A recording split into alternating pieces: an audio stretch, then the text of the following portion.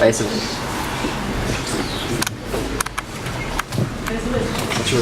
Donc nous disions Aurore Chauve, qui est une ancienne élève de l'ECV Provence, qui actuellement elle est graphiste et directrice artistique chez Partners in Spade à New York, qui travaille dans le domaine de la mode, qui a fait un parcours assez impressionnant en passant... Non, c'est vrai. Qui a passé pas mal de temps à Paris, à Londres, fait un stage je crois à Londres. Ah, pardon. Et voilà, et qui a animé récemment un workshop avec nous et qui nous a distribué, je pense, le plus beau de tous le plus chic et le plus élégant de tous les briefs qu'on ait reçus. Donc voilà. Donc Aurore, elle va nous présenter son travail qui est dans l'ensemble, je trouve, très élégant, chic et coloré. Voilà. Merci. Donc c'était hyper difficile pour moi de faire une sélection de mes travaux pour vous montrer quelque chose de cohérent. Du coup, j'ai juste fait une petite sélection. Je suis restée parce que, donc, comme disait Martin, je travaille dans le milieu de la mode, mais pas que en fait. Parce que je travaille aussi j'ai aussi travaillé pour des choses plus culturelles, etc., pour des artistes, etc. Mais ce que je vais vous montrer ce soir, c'est principalement dans le domaine de la mode. Et c'est des travaux que j'ai réalisés dans l'agence où je travaille aujourd'hui, Partners in Spade, mais aussi dans le studio où j'étais avant à Paris, qui s'appelle Cléo Bureau, avec Léo Charruet. Donc c'est vraiment, la présentation que je vous fais ce soir, c'est vraiment un échantillon, mais qui n'est pas vraiment représentatif de tout mon travail. C'est vraiment, je me suis ciblée sur ce qu'on va appeler le fashion branding. Et voilà, si vous voulez en voir plus, comme j'ai pas de site web, je peux vous envoyer des PDF pour ceux qui sont curieux.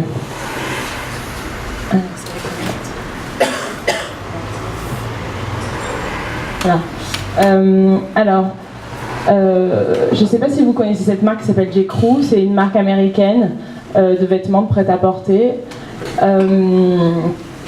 qui était une marque un peu vieillissante, un peu comme Célio en France. Et il y a à peu près 6 ans, en fait, l'agence où je travaille, on redorait un peu l'image de cette marque. Et là, en l'occurrence, ce que je vais vous montrer, c'est des planches de recherche en fait, d'identité pour une nouvelle marque de J.Crew, en fait. Je ne sais pas si quelques-uns d'entre vous connaissent J.Crew, mais c'est une marque qui est aussi grosse que, on va dire, Zara ou H&M. Donc ils ont énormément de marques à l'intérieur de leur propre marque. Donc ça, c'est un peu la manière dont je travaille. C'est un peu le bordel. C'est des grandes planches où, là en l'occurrence, je récupère des images sur leur site, des looks, pour me créer une palette de couleurs. Et ensuite, je m'inspire de plein d'images qui n'ont rien à voir avec la mode. Ça peut être des illustrations, juste des images qui m'inspirent en fait, et dont je me sers ensuite pour avoir des idées d'identité. Pareil, si vous avez des questions, posez-moi les questions au fur et à mesure, que ce soit un peu moins impressionnant pour moi, et que ce soit un peu plus interactif. Donc ça, voilà, typiquement, c'est le genre de planche. Donc vous pouvez voir, il y a plein de noms différents parce qu'en fait sur ce genre de projet, quand on fait travailler sur un projet comme ça, de création d'identité, il y a plein de noms potentiels et le client n'a jamais choisi encore un nom définitif. Donc il faut faire des tests avec plein de noms différents. Alors ensuite, là c'est tout petit, donc vous allez le voir, voilà, ça c'est une des propositions. D'autres propositions, encore d'autres. Donc bien sûr, en fait là c'est dans le sens de... C'est dans l'ordre du processus et en fait pour passer du premier logo à ces logos-là et ensuite ça, c'est le client qui, par exemple, qui va me dire là, peut-être que c'est un petit peu trop sérieux, on veut partir sur quelque chose d'un peu plus fun, voilà, un peu plus jeune, etc. Donc, à la fin, ça donne ça. Et ensuite, ça change. Enfin, voilà, ça évolue toujours. C'était un projet vraiment qui a duré pendant peut-être 3 semaines. Et au final, la marque n'a jamais vu le jour. Donc, il n'y en a aucun qui a été utilisé. Et ça aussi, voilà, ce que je voulais dire, c'est que l'agence où je travaille, on produit énormément de choses, mais on va dire 80% de ce qu'on fait n'est jamais produit en réel. Donc ça, c'est l'identité. Donc c'était pour une marque de rasoir pour femmes à New York. Je ne sais pas si vous connaissez, il y a une marque de rasoir à New York qui s'appelle Harris, qui est un nouveau concept de rasoir très peu cher et qui sont des rasoirs jetables qui sont vendus dans un barbershop, etc. Et ils voulaient faire le pendant des rasoirs pour femmes, sans barbershop, bien sûr. Et donc ça, c'est des propositions de logo. Toujours pareil, avec différents noms.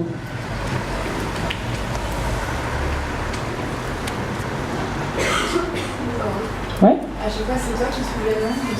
Alors ça dépend, en fait je fais partie de l'équipe de processus du naming, mais en fait on va dire qu'à l'agence il y a donc 2 boss, 4 graphistes designers, et on fait tous les 6, on fait partie un peu de l'équipe. Enfin, on va tous réfléchir au nom, mais c'est surtout les 2 boss en fait qui sont décisionnaires sur le nom, enfin qui vont proposer des noms. Mais c'est-à-dire que si nous on a des idées, qu'on voit des trucs, on leur propose et on fait des propositions, et si les boss trouvent que c'est cohérent, ils le présentent aussi au même titre. Du coup voilà. Là en l'occurrence j'ai pas du tout, c'est pas des noms qui viennent de moi.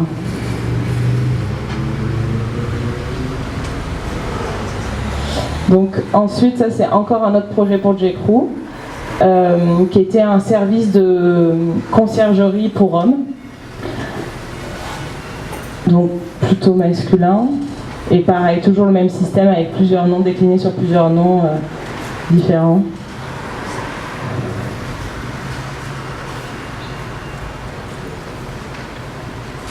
Alors ensuite ce projet, donc c'était pour Ivanka Trump, qui est la fille de Donald Trump et qui, en plus d'être richissime, a décidé de lancer sa marque de prêt-à-porter, qui est de très mauvais goût, faut que j'avoue, très bling bling. Et en fait à l'agence on s'est occupé de toute la déclinaison ensuite du logo et de tous les supports de communication. Mais dans un premier temps, voilà, j'ai essayé de faire des recherches d'identité autour de plusieurs notions. Donc il y avait la notion quand même assez architecturale, puisque en fait son père, et même elle fait partie du groupe de son père, qui est quand même un gros groupe immobilier à New York. Ils ont énormément de tours, etc. Donc il fallait que ça passe pour une marque très établie, alors qu'elle se lançait juste parce qu'elle est très riche et qu'elle s'ennuie un peu. Donc voilà, c'était différents propos avec à chaque fois un monogramme pour ces 2. Et ensuite c'était plus l'idée de l'architecture. Donc ça c'est juste des pistes, mais qui servent plus d'inspiration, parce que c'est pas voué à être un logo en soi en fait, ces propositions là. Ça aussi c'était plus la recherche d'un monogramme.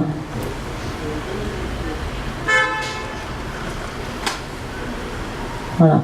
Donc maintenant, ce projet-là, c'est pour vous montrer comment, voilà, ça c'était un peu la première phase, première étape de recherche d'identité, etc.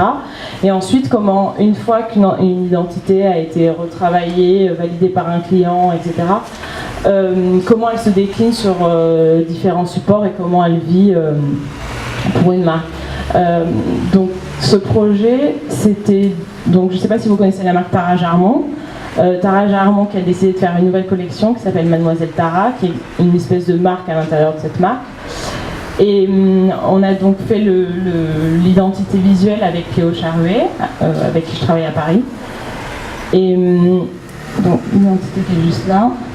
Et on devait s'occuper aussi de décliner l'identité sur tous les supports de communication, et aussi s'occuper de la direction artistique pour la campagne de prêt-à-porter. Donc voilà, donc ça c'est le logo décliné sur un lookbook. Donc ça c'est en fait la couve du lookbook, elle se déplie en poster en fait. Je l'ai pas avec moi, c'est dommage. Donc du coup on s'est occupé de la direction artistique de ces images là. On a travaillé avec des photographes qui s'appellent Sophia et Mauro, avec qui on travaillait souvent. Et on s'est occupé aussi de la direction artistique de toutes les photos qui sont à l'intérieur du lookbook, que je ne vais pas vous montrer, mais qui sont juste des looks. Tout a été shooté, au Palais Royal, avec mon vélo. Donc ça, c'est les images de campagne. Voilà, donc ça, c'est les 4 images telles quelles. Et ensuite, la manière dont elles ont été déclinées dans la presse, en fait. Ça, c'était vraiment les annonces presse dans les magazines. Ensuite, on a fait une deuxième collection avec eux. On s'est occupé de la direction artistique. Donc la collection d'après ressemblait à ça. On a travaillé avec les mêmes photographes, Sophia et Mauro, où là, on s'est vraiment beaucoup plus inspiré de Guy Bourdin, que vous devez tous connaître, j'espère.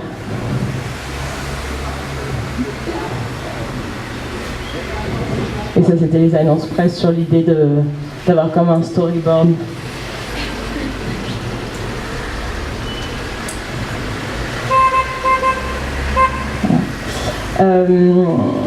Donc ensuite, ce projet Roger Vivier, c'était le projet d'un livre à propos de Roger Vivier. Roger Vivier, c'est un chausseur parisien qui est mort il y a peu de temps, mais qui a vécu très vieux et qui a dessiné des chaussures jusqu'à pas très longtemps. Et maintenant, ça a été racheté par le groupe de la Vallée, qui est le même groupe que Todt, entre autres. Et ils ont décidé de faire un livre, en fait, un peu qui retrace l'histoire, à la fois l'histoire de Roger Vivier, mais qui aussi présente la collection des chaussures d'aujourd'hui, qui est un peu des images qu'on a vraiment shootées pour le livre. Et notamment je sais pas si une série. Voilà, typiquement, ça c'est des photos de magazines, d'archives qu'on a repris en photo avec des prises, mais on a joué avec des objets. Mais on a aussi shooté des séries où juste on remettait en scène des vieux modèles Roger Vivier. Et donc pour ce projet, on a travaillé avec le photographe Philippe Jarréjon. Donc ça, c'est un aperçu un peu des autres pages. Ensuite, voilà, ça c'est une série sur les célébrités, les chaussures qui ont été faites sur mesure pour les célébrités. Et typiquement, là, voilà, à droite c'est une photo d'archive et à gauche une photo qu'on a shootée avec Philippe Jarréjon.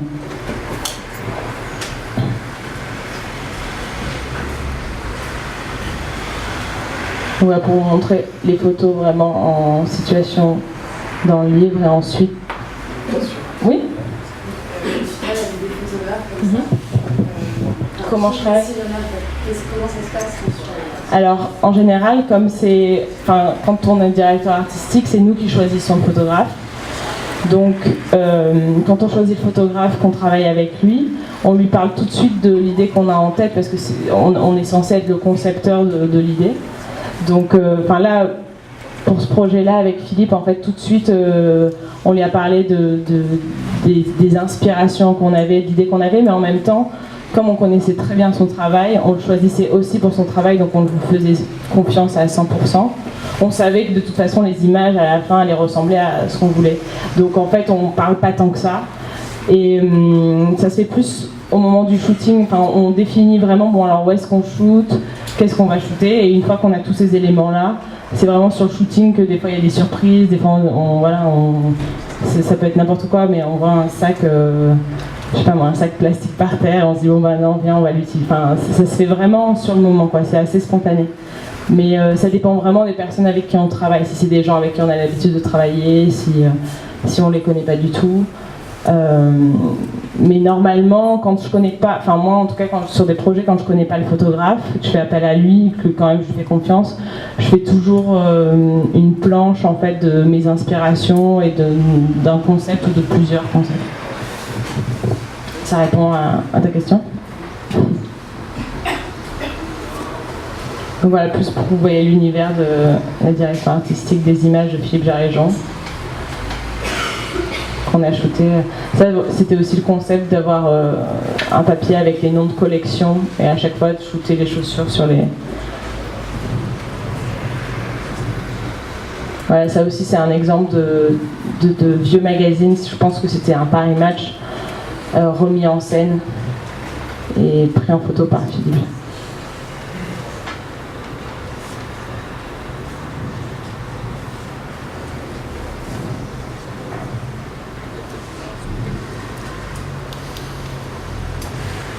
Et voilà, en fait c'est tout, c'était très court.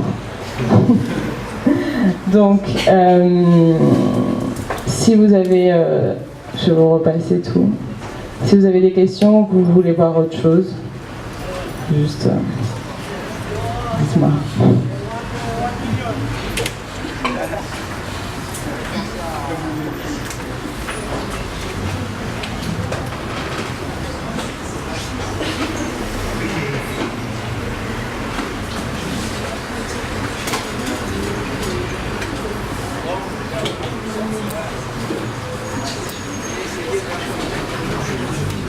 Voilà.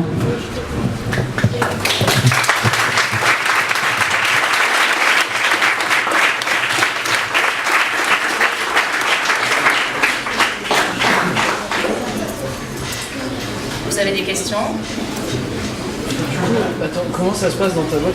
Il y a 2 personnes au-dessus et vous êtes 4 après? En fait, on n'est pas beaucoup, on est 13 en tout. Donc il y a 2 boss qui sont associés. Ensuite, on est 4 graphistes, directeurs artistiques. Et ensuite, il y a 2 personnes qui s'occupent de la production, donc pour tout ce qui est shooting, etc. Et ensuite, il y a 2 project managers qui managent en fait et qui sont en contact avec le client. Et puis c'est tout. Après, des fois, il y a des freelances pour, par exemple, des freelances pour l'exécution ou ce genre de choses, mais sinon, on est très peu. Voilà. Ce qui rend le travail très agréable. Et comment es-tu arrivé à travailler chez... Alors, Partners in Space, si je travaille chez eux, c'est grâce à Mike, en fait. Parce que en fait, c'était il y a un peu plus donc ça fait 1 an maintenant que je suis à New York. Et il y a 1 an et demi, je suis partie avec le CV en voyage à New York. J'ai organisé en fait le voyage des Master 2 à New York. Et donc du coup, j'ai contacté plein d'agences pour faire des visites dans ces agences-là avec les étudiants. Et quand je contactais ces agences-là, je mettais un portfolio en copie pour me présenter. Et cette agence-là, par exemple, le boss m'a directement répondu en me disant « J'adore ce que tu fais, viens travailler à New York ». Et donc j'ai cru que c'était une grosse blague. Et en fait, quand je suis arrivée là-bas et qu'on a fait la visite de son studio, à la fin il m'a dit « Non, mais c'est pas une blague, tu peux rester là, viens travailler avec nous ». Et voilà, c'est juste fait comme ça. À cette époque-là, ouais, je travaillais à Paris avec Léo. Donc je suis quand même rentrée à Paris, j'ai pris 6 mois. De toute façon, il fallait que je fasse un visa. Donc j'ai pris 6 mois et puis elle m'en a pas voulu que je parte à New York, ça allait. Avec Léo, j'avais fait un stage chez elle quand j'étais encore étudiante à l'ECV. J'étais en 3e année et j'ai fait un stage de 2 mois, il me semble. Et ça s'est hyper bien passé, ça s'est tellement bien passé que même si l'année d'après j'ai fait un stage ailleurs, quand j'ai fini l'école, en fait, elle m'a écrit et elle m'a dit qu'elle avait du boulot si je voulais travailler avec elle. Mais par contre, au début, au début, j'étais pas du tout employée tout de suite. J'avais un statut un peu bizarre entre le stagiaire et l'employé. Donc ça a mis quelques mois à se mettre en place et après, je suis vraiment devenue son assistante et on travaillait vraiment en binôme. Voilà.